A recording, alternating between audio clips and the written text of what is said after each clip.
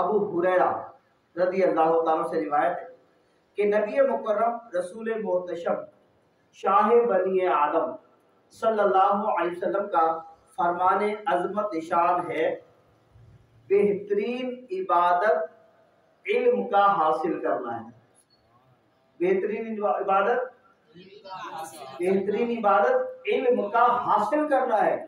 یاد رکھیے، جب تک علم نہیں تو نماز درست نہیں ہے، علم نہیں ہے تو قرآن درست نہیں ہے، علم نہیں ہے تو شریعت پہ آپ نہیں چل سکتے، علم نہیں ہے، جھوٹ کے بارے میں معلومات نہیں ہے تو آپ جھوٹ اور سچ میں موازنہ نہیں کر پائیں گے۔ آپ کے پاس علم نہیں ہے تو غیبت کیا ہوتا ہے آپ کو نہیں پتا، علم نہیں ہے تو زکوٰۃ کیسے دینی ہے نہیں پتا، علم نہیں ہے کہ فطرانہ کیسے دینا ہے، کتنا اس کا کوانٹیٹی ہوتی ہے۔ لیکن یہ ساری باتیں آپ نے دیکھا ہوگا کہ آپ کو جب بھی معلوم ہوئی زکوٰۃ کے لیے بتایا تو کیا کہا کہ بھائی اتنے 52.5 تولہ چاندی ہوگی تو زکوٰۃ فرض ہوگا۔ یہ بات ہو گئی علم کی۔